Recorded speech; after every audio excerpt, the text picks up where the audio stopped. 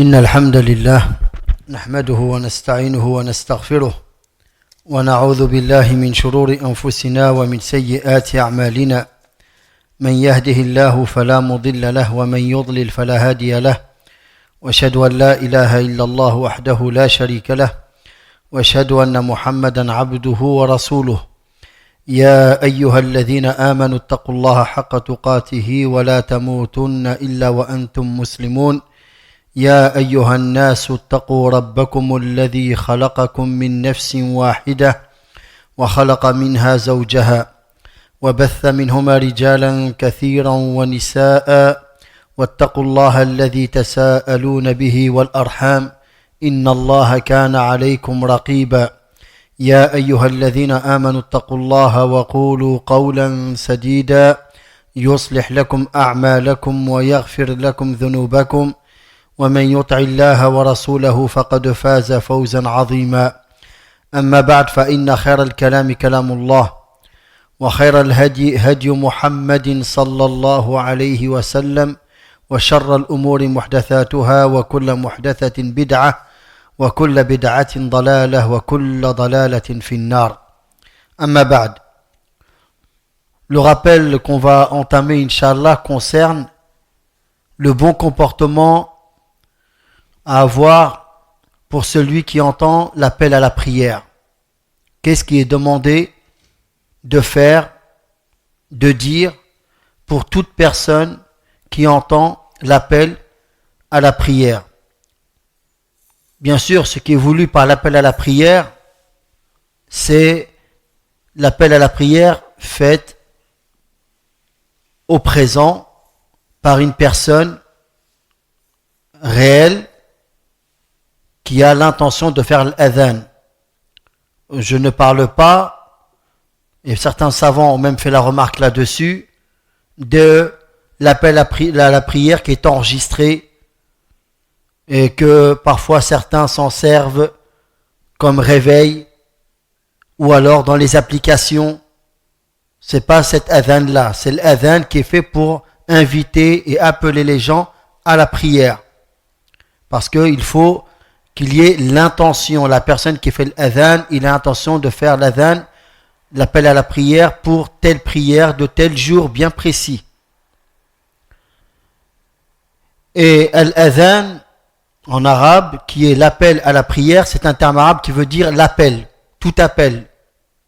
Adhana yu'adhinu, c'est appeler.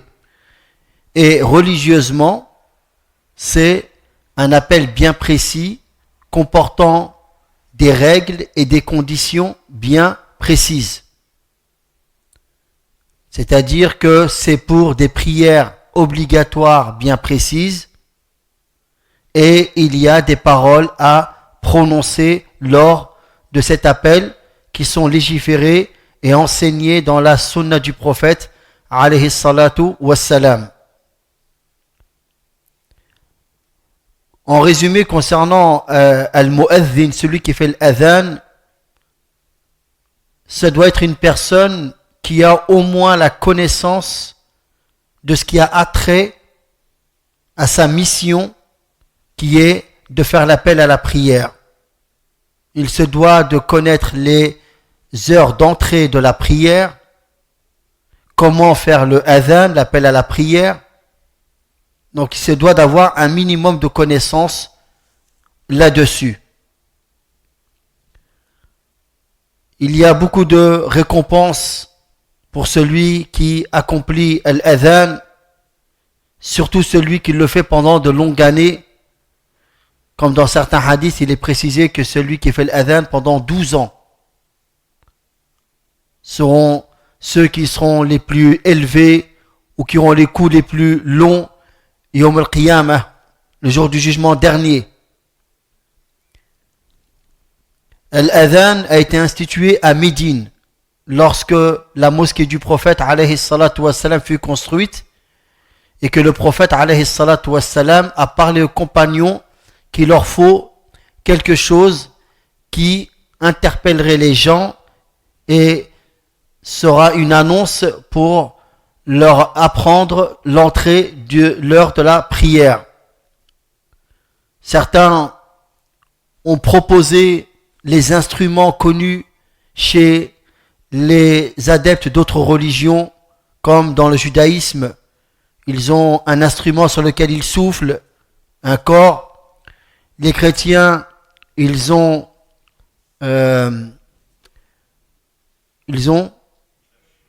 les cloches, barakallahu fikum, ils ont les cloches, et ça existait déjà à l'époque du prophète alayhi salatu wassalam, et le prophète sallallahu alayhi wa sallam a refusé ces instruments. Puis il y a 2 compagnons qui ont vu en rêve l'appel à la prière. Parmi les 2, il y a Omar ibn al-Khattab radiyallahu anhu. Mais c'est un autre compagnon, le deuxième, qui a été le premier à en avertir le prophète sallallahu alayhi wa sallam. Il lui a dit, j'ai vu en rêve, et il lui a cité les phrases qu'il a entendues, les formules entendues dans son rêve. Et le prophète alayhi salatu wa sallam a accepté cela, et il a demandé à Bilal, qui était connu radiyallahu anhu, pour avoir une voix qui porte, une voix argentée on dit, et il lui a demandé d'aller dans un endroit qui soit élevé, comme le toit d'une maison par exemple. Plus tard, les mosquées auront des minarets, mais à l'époque du prophète sallallahu alayhi wa sallam, ça n'existait pas. Donc d'être à un endroit haut pour que sa voix elle porte et plus de monde puisse l'entendre. Et depuis, il y a l'adhan qui est une des symboliques de l'islam et qui incombe aux musulmans qu'il y ait l'appel à la prière 5 fois par jour. Aussi, les gens qui entendent l'adhan, il y a des règles à respecter. Et ce qui est triste, c'est que beaucoup négligent, ignorent cela. Le fait que ce n'est pas eux qui accomplissent l'adhan, ils oublient qu'ils ont un certain respect, un certain comportement à adopter lors de l'adhan. Combien de gens passent, marchent, discutent, sont dans leurs loisirs, leurs distractions, leurs occupations, leur travail, et l'adhan est accompli, et eux font comme si il n'y avait rien. Ce n'est pas correct.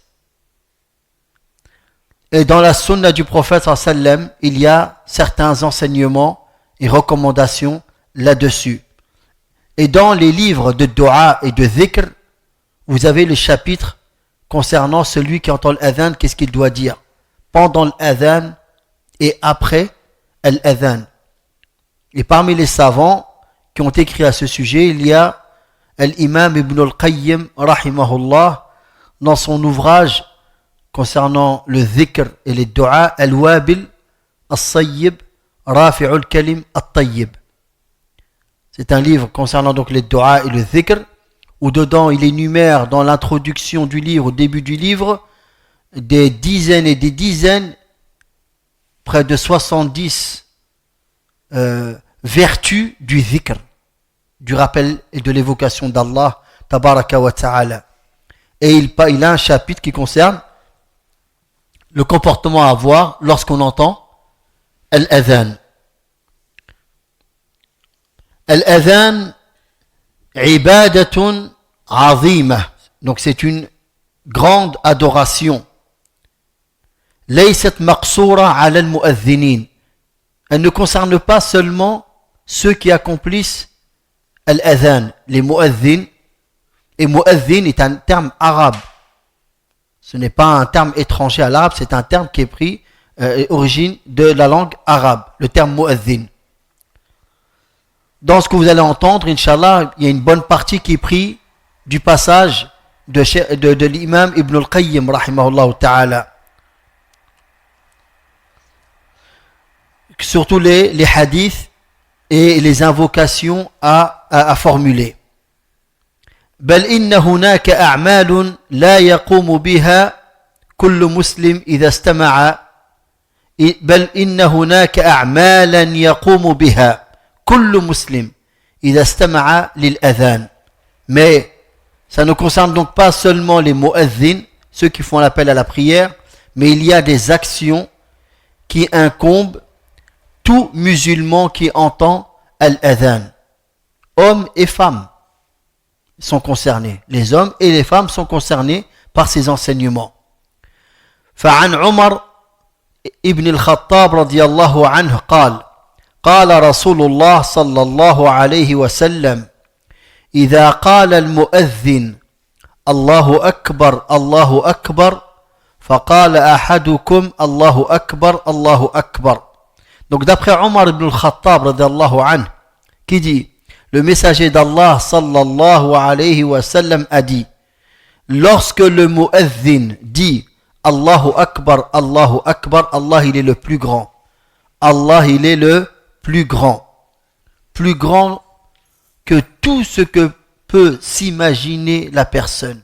Tu ne pourras jamais imaginer Allah, ni imaginer quoi que ce soit concernant Allah subhanahu wa ta'ala.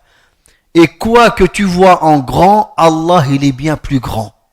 Rien n'est plus grand qu'Allah tabaraka wa ta'ala. Lorsque tu vois ta petitesse, comment tu es insignifiant comme créature par rapport à d'autres créatures. Qu'est-ce qu'on est face à une grande montagne? Qu'est-ce qu'on est face à l'immensité du désert, l'immensité de l'océan? Lorsqu'on est en plein milieu de la mer, on voit très bien qu'on est rien. Qu'est-ce qu'on est par rapport à la planète Terre?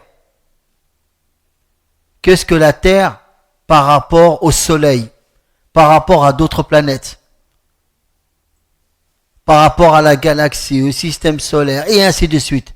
Et tout ce qu'on a accès entre dans le premier ciel. Entre dans le tout. Ce qu'on a comme univers entre dans le premier ciel. Entre le premier ciel et le deuxième ciel, il y a une distance de 500 ans. Le deuxième et le troisième, 500 ans. Troisième, quatrième, 500 ans. Quatrième, cinquième, 500 ans. Cinquième, sixième, 500 ans. Sixième, septième, 500 ans. Au-dessus, il y a l'eau. Encore une distance de 500 ans. On est quoi, subhanallah? On est vraiment insignifiant. Puis, il y a Al-Kursi. Al-Kursi qui est l'emplacement des pieds. Mawdi' al-Qadamayn, comme a dit Abdullah ibn Abbas radiyallahu anhuma. Ce n'est pas le trône. Puis au-dessus, il y a le trône d'Allah tabaraka wa ta'ala, qui est la plus grande créature. Aucune créature n'est plus grande que le trône. Et Al-Kursi, par rapport à toute la création, les cieux et la terre, c'est comme un anneau, une bague, jetée dans le désert. La bague, c'est les cieux et la terre, et le désert, c'est le Kursi. Et le Kursi, par rapport à l'Arsh, le trône, c'est comme un anneau jeté dans le désert. Et le trône, c'est le toit de toute la création. Et au-dessus du trône, c'est élevé au-dessus du trône, le tout miséricordieux. Allah subhanahu wa ta'ala. Ça, on parle de créature. Lorsque le prophète sallallahu alayhi wa sallam a vu Jibril, l'ange Gabriel, sous sa vraie forme, parce que les anges peuvent prendre d'autres formes, mais leur vraie forme, ils sont des êtres créés de lumière, et qu'Allah tabaraka wa ta'ala leur a accordé des ailes. Certains en ont 2, d'autres en ont 3, d'autres en ont 4, d'autres en ont plus. Et Jibril alayhi salam, le prophète sallallahu alayhi wa sallam a dit, j'ai vu Jibril, il a renfermé tout l'horizon. Là où il regardait, il voyait Jibril. Il avait plus de 600 ailes. Le prophète sallallahu alayhi wa sallam nous parle d'un ange. Il dit, il m'a été permis de vous informer concernant la description d'un ange. Entre le bout de son oreille et son épaule, il y a la distance de 700 ans. Donc, Allah, il est plus grand et plus puissant que tout. C'est lui le créateur et tout ce qui est en dehors de lui n'est que créature.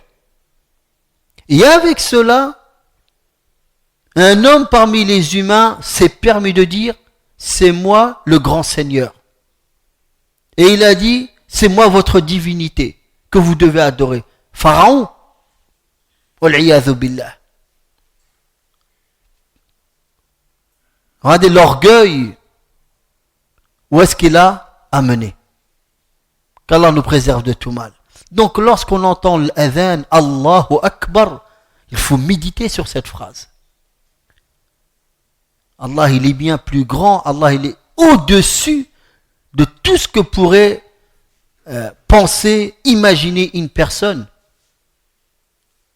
Imaginez-vous que dans le paradis qu'Allah tabaraka wa ta'ala a créé pour ses serviteurs adorateurs, qu'Allah tabaraka wa ta'ala en est satisfait et qu'il fera entrer dans son paradis, qu'est-ce qu'il a dit alayhi salatu wassalam? Il y a au paradis ce que aucun œil n'a vu, aucune oreille n'a pu entendre, et jamais quelqu'un ne peut se l'imaginer. Ça n'a jamais traversé l'esprit de quelqu'un. Fiha ma la aynun ra'at, wa la udhunun sami'at, wa la khatara ala qalbi bashar. Personne ne peut s'imaginer. Et donc Allah est bien au-dessus de tout cela. Donc, et aussi l'importance de la prière. Wa la dhikrullahi akbar. Le rappel d'Allah, l'évocation d'Allah est bien plus grand. Quelle que soit la raison que tu pourrais t'imaginer, réelle soit-il ou pas, elle ne sera jamais plus grande qu'Allah tabaraka wa ta'ala. Donc comment tu peux te permettre de laisser la prière passer? Rien n'est plus grand qu'Allah tabaraka wa ta'ala. Donc, on revient à l'adhan.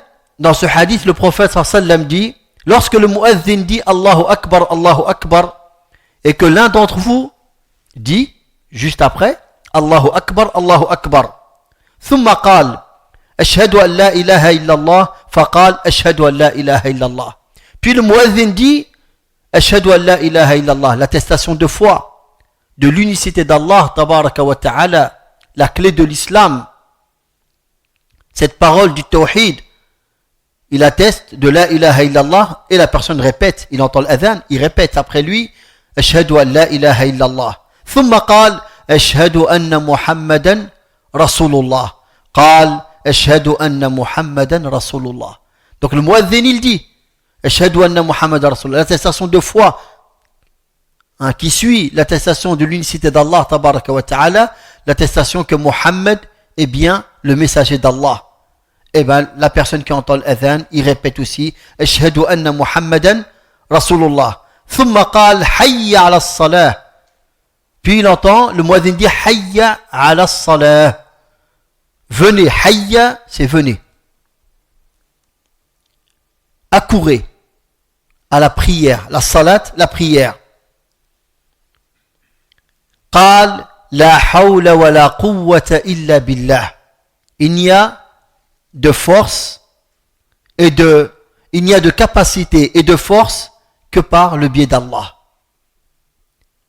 ثم قال حي على الفلاح. Puis il dit le muazzin حي على الفلاح, venez, accourez vers la réussite. Et là, la personne qui entend l'adhan, il dit la hawla wa la quwwata illa billah. C'est les deux moments où celui qui entend l'adhan ne répète pas la même phrase. Vous savez c'est quoi la sagesse de cela? C'est que là il t'est demandé de faire un geste, une action. C'est-à-dire tu dois te préparer pour aller à la prière. Eh bien, qui te permet, qui peut te faciliter la chose? C'est Allah subhanahu wa ta'ala. Toi tu ne peux rien. Sans Allah tu n'es rien. Donc cette force qui va t'aider à pouvoir y aller, c'est Allah qui te l'accorde. Et cet état de santé et de capacité à pouvoir le faire, c'est Allah tabaraka wa ta'ala qui te le permet. Donc tu reconnais cela. Et ça fait réfléchir aussi la personne de ne jamais être fier de ses actions, de peur que ses actions soient vaines et à perdre les récompenses.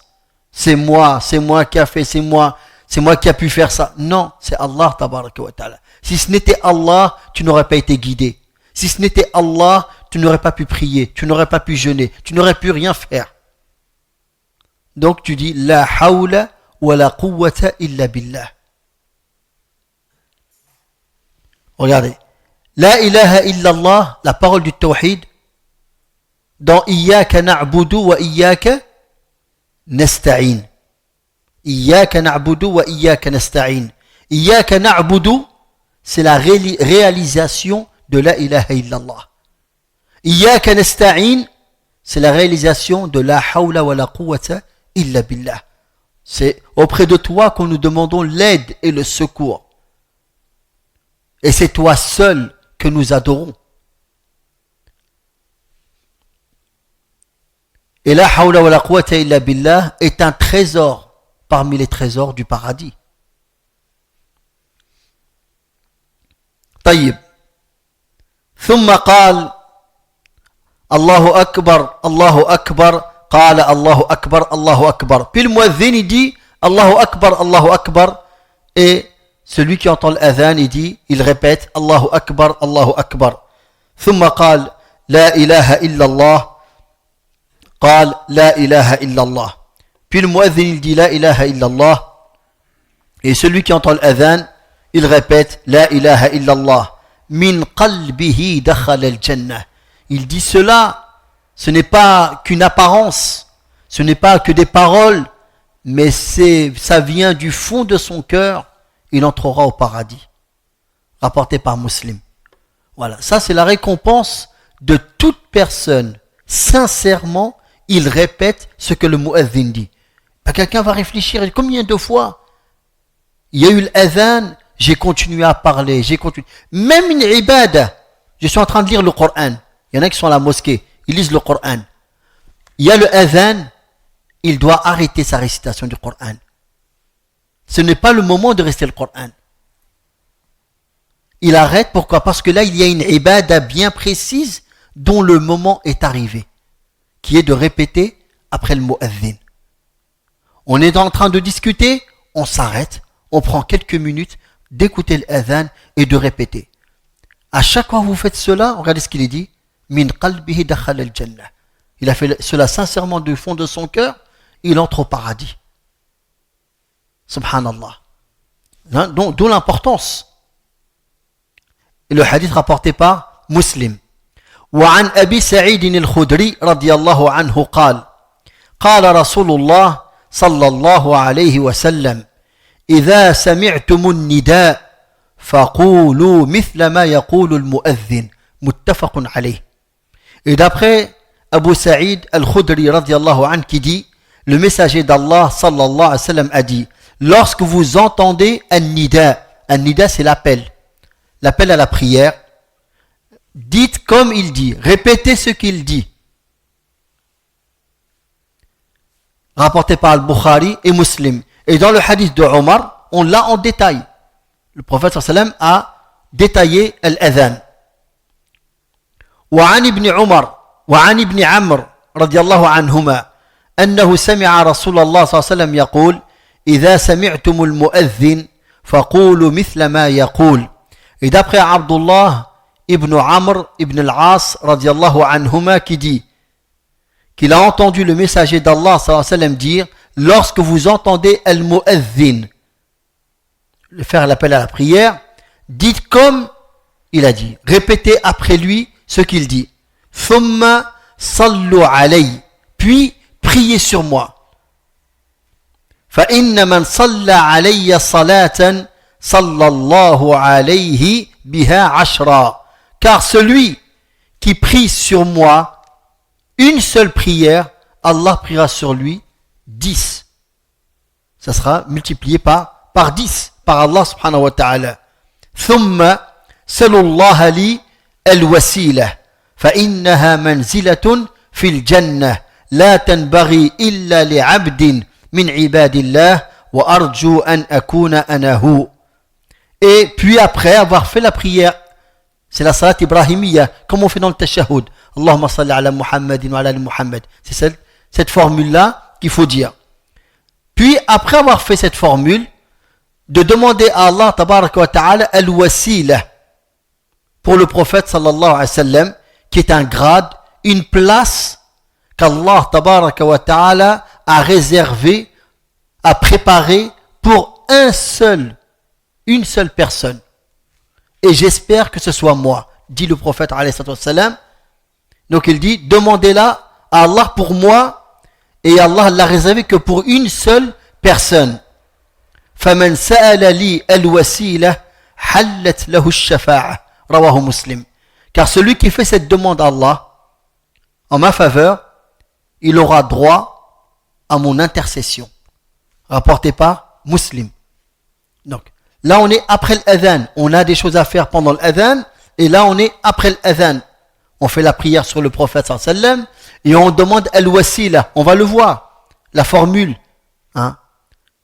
Ici, il n'y a que la demande, mais dans d'autres hadiths, le prophète sallallahu alayhi wa sallam nous enseigne comment la formuler. Et donc, de prier sur le prophète sallallahu alayhi wa sallam et de demander al-wasila. Et celui qui le fait, qu'est-ce qu'il gagne? L'intercession du prophète sallallahu alayhi wa sallam yawm al-qiyamah. Et le hadith rapporté par Muslim. وعن جابر ابن عبد الله رضي الله عنه أن رسول الله صلى الله عليه وسلم قال من قال حين يسمع النداء. Le prophète, d'après Jabir ibn Abdillah, qui dit que le messager d'Allah sallallahu alayhi wa sallam a dit, celui qui dit après avoir entendu al-adhan. Et c'est là, al-wasila, la formule à dire, elle est là.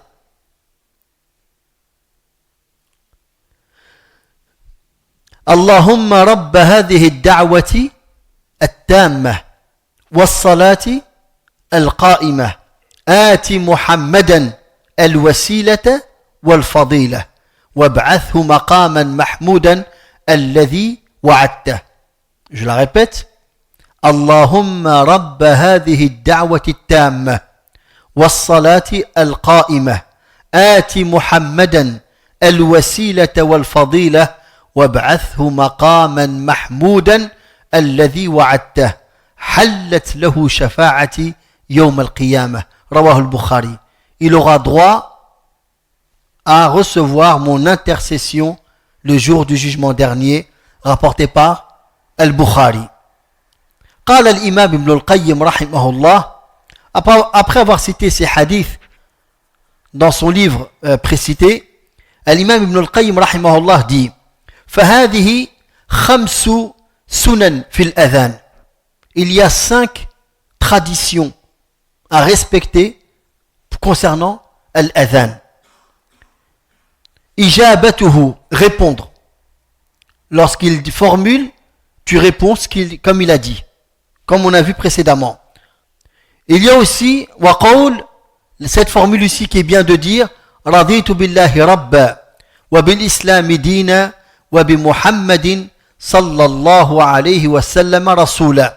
Elle est bien de dire cette formule-là, que tu es satisfait d'Allah comme Seigneur, de l'islam comme religion, et de Muhammad sallallahu alayhi wa sallam comme messager. وسؤال الله تعالى لرسوله صلى الله عليه وسلم الوسيلة والفضيلة.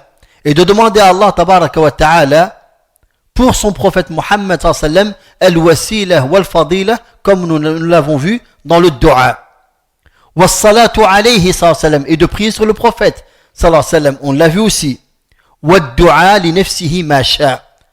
Et ça aussi c'est un point important, parce que le prophète sallallahu alayhi wa sallam, il nous dit que parmi les moments propices où il y a les du'as sont exaucés, sont acceptés d'Allah tabaraka wa ta'ala, pour lesquels Allah répond, il y a de faire des du'as entre l'adhan et l'iqama. Entre l'adhan et l'iqama. Donc de faire les du'as pour toi-même, pour tes proches, pour les musulmans, pour les vivants, pour les défunts, etc. Tu fais des du'as, c'est un moment propice entre l'adhan et l'iqamah. Dès que l'adhan il est terminé, tu as fait les 2 rak'at, tu lèves tes mains et tu demandes à Allah subhanahu wa ta'ala. Tu fais des du'as. Et comme souvent on le répète, vous avez vu, de faire revivre des sunnas, c'est très important. C'est un des moyens d'écarter les innovations, les bid'ah. Et lorsque les sunnas sont ignorés, méconnus, enterrés, qu'est-ce qui prend place? Ce sont les bid'ah, les innovations. Vous voyez des gens, ils veulent à tout prix, après chaque prière obligatoire, après avoir fait le dhikr, ou avant, ils veulent lever les mains et faire des du'as. Alors que à ce moment-là, ce n'est pas demandé. Il est demandé de faire du dhikr. Le dhikr après la salat obligatoire. Mais pas les du'as. Sauf une personne qui, à ce moment-là, a besoin d'une demande. Mais ce n'est pas une habitude. Mais de faire les du'as. Mais entre l'adhan et l'iqama, combien néglige ce moment-là alors que à ce moment-là, c'est légiféré. C'est légiféré. Regardez aussi, par exemple, à la fin de la prière, pendant qu'on bouge le doigt, ou alors on dresse le doigt, l'index, pour le tashahhud. Beaucoup de personnes ignorent que lors du tashahhud, c'est un moment propice dans les du'as. Lorsqu'on a fini, at-tahiyyat, as-salat ibrahimiyya, la demande de protection contre les 4 choses. Dès qu'on a terminé ça, parfois l'imam, il n'a pas encore sallam, il n'a pas encore fait le salam, il n'est pas encore sorti de la prière, les personnes, ils sont là, ils ne savent pas, ils restent comme ça à attendre. Alors que c'est un moment propice pour faire des du'as. C'est un moment propice de faire des du'as. Donc des gens s'empressent de faire le salam pour lever les mains après la prière obligatoire, alors qu'ils pourraient profiter à un moment où c'est légiféré de faire les du'as. Donc l'essentiel, ceci était un rappel concernant ceux qui entendent l'adhan. J'espère que cela a été bénéfique pour nous tous. Wa subhanaka Allahumma bihamdik, ashhadu an la ilaha illa ant, astaghfiruka wa atubu ilayk, wa salli wa sallim ala Muhammad wa ala alihi wa sahbihi ajma'in, walhamdulillahi rabbil alamin.